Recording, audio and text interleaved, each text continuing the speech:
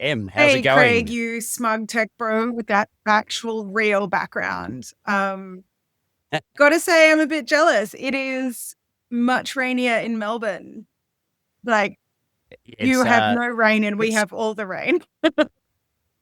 it's hot and humid up here, and I'm up here for a bit of a family holiday, but also I've been at this Oh, event, look which at is a you. fantastic event. So I'm doing a bit of a promotion. It's grown every year. It's something For that those listening Amazon at home that aren't sponsors, looking and at the photos, it is the Indigenous Australian Datathon 2025. That's pretty cool. And you're up in Trinity fifth Beach, year. yeah? Yeah, I'm actually just around the beach at the corner at Kawara Beach because there's less cars going by. That sounds lovely. Hey, so something that's been coming up a lot, one of the great privileges I have with my position is working at all levels within industries. And I've been seeing more and more chatter lately about this idea that AI is actually a bubble, a little bit like the dot bubble. Hmm. And as Yeah. an artist, I might talk to them on the outside and look at things and just say what I see. But with this, I kind of felt a little bit like a lot of the people that I'm hanging out with have a lot of skepticism about this, but I was wondering about the idea of it being a bubble is because they're so deep in it that if it was a bubble, it would be bad for them. And so I kind of, Yeah. Well, what do you well, think? I want to understand it a little bit better because one of the things that Jeff Bezos, founder of Amazon, said was that paraphrase, every kind of big movement in terms of industry requires a kind of period of experimentation and experiments cost money. And so what we see here is that everyone's kind of getting very excited about this new tech and they're investing in it. But not all and they're investing in good and bad ideas. And some of these ideas will fly and some of them aren't. But the other thing is that with the dot-com boom, one of the things that a lot of money was spent on was infrastructure. And you see that as well with AI and data and Yeah. things. So, and what happened on the other side of the dot-com bursting was even though the companies that built, for example, the infrastructure like the wires, the information goes along. What do you call that? The data cables. Even yeah. Yeah, So yeah. even though The the companies that networking, built the yes. data cables went fast, people still ended up using that infrastructure for the internet. And so that was my first thought was not all things that are built during over a bubble era is necessarily going to be useless. And my second thought Mm. is that if you had held on to Amazon shares, let's just use Amazon as an example. If you'd held on to Amazon shares, when they first went in 1999, there were 130 shares. Like 2001, 2 years later, they've gone down to $6, which sounds like a terrifying thing. If you held on to just one of those shares from its original IPO, today one of those would be worth, according to a number of sources, somewhere between $1,000 each. One Yeah. for $113 share that went down to $6, that'd be worth 48,000 now. And so it's one of those things where I think bubbles happen for the people that are very speculative and they understand that there's a lot of risk and they get high reward. But for most of us, it kind of I get kind of back to the idea that if we're serving humans first, your job's pretty safe. Um, you know, it's one of those things where the things that seemed to burst during the bubble, the things where there wasn't anything real, it was an idea, but there was nothing tangible.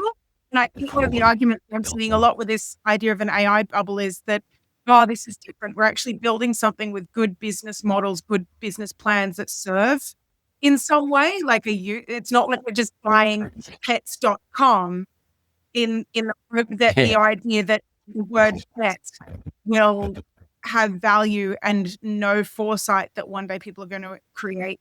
But I say that as Yeah. everyone Look, who's listening understands that reference. For I you, think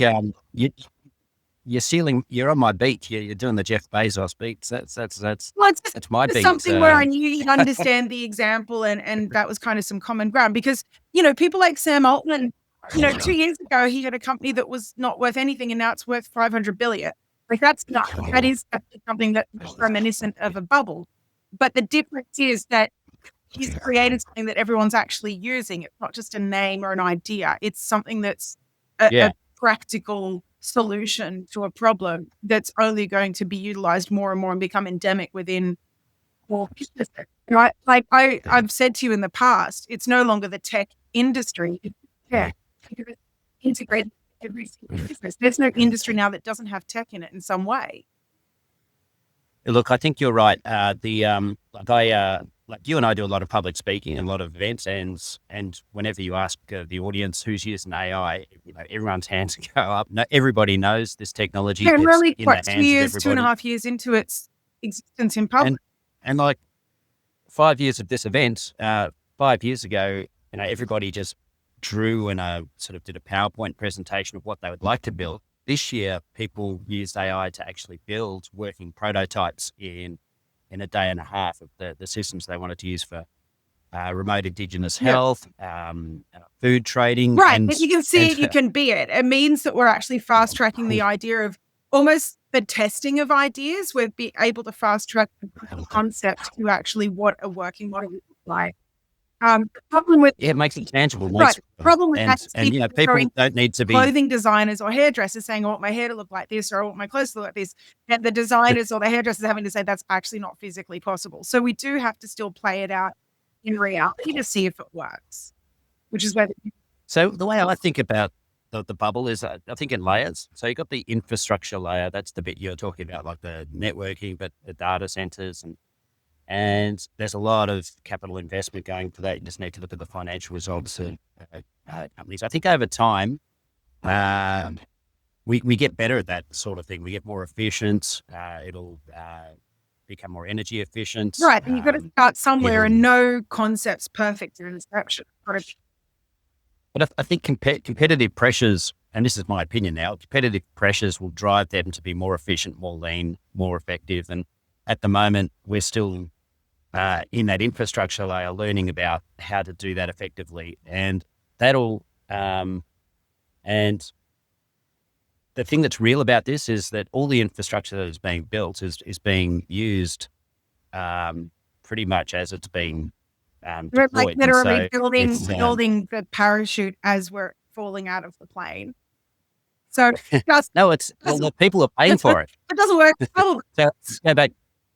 I think if you go back to pets.com, people weren't willing to, that was like, they had projections. I don't know if you remember the .com, they had projections to go, we're going to grow this many users. And it was all, what would you say, hypothetical. Whereas, but even before they went public, there was already, I think it was PetSmart or someone who ended up buying them out in the end, was already showing that they were coming for their lunch because they had a better functioning site. They spent better user experience. And that was one of the factors that spelt the death for pets.com was they're relying entirely on a name, but not thinking about the user experience. These bricks and mortar places that were also selling pet food were able to replicate that user experience on the website. So people were having better user experiences. And so one of the failures of pet.com was they were too much on the name and the idea that by the time they launched, this other company had already come out with a better user experience. It doesn't always pay to be the first for these things. Sometimes it pays to be long-term focused. But I think I see the infrastructure all being used, getting more efficient over time, and then there'll be people that are building businesses on top of that, and not all of those are going to succeed. So I think that's. But not all businesses succeed anyway, right? Yeah.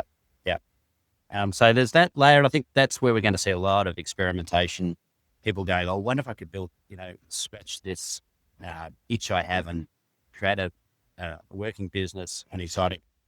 And on the top layer, you have the consumer stuff. Like people are chatting to the chatbot every day for advice to help them schedule things, to help them research things.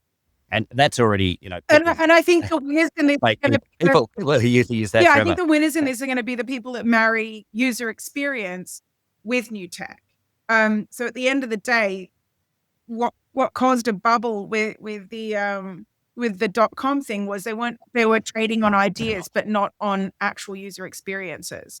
And Amazon survived that. Yahoo, like maybe not a great example, but Yahoo, GeoCities, there's a whole bunch the of companies that MySpace. survived that bubble were the ones that on some levels had some utility for humans. And so they were compelled to continue using it. So I think there's, I'm not an investment expert, but there's something to be said for riding out the bursting of a bubble to see if the company's still there on the other side. I think you can look at something at one point in time and say that's a success or failure, but you kind of don't really know if it's a success or failure until you kind of get to the break. That's right. Yeah, we're going through, I think it's been described as, a sort of a punctured equilibrium. Everything was kind of, this is how the internet looks. This is how e-commerce looks. And now it's like, there's the barrier to entry. So I'm very excited that, you don't need to study necessarily a computer language to build technology these days. You can describe it. You understand systems and businesses and the customer. You can build working systems with just your creativity. And so it's exciting, but at the same time, it's a wild ride. Well, and this is the thing, you've got kids creating businesses now. And in a way, it's relatively inexpensive. I've been putting away money ever since my daughters were born, rather than buying them Christmas and birthday presents. I've asked their grandparents to give me those small amounts of cash that buying them little bits of shares in a portfolio that one day will be their startup money if they have some.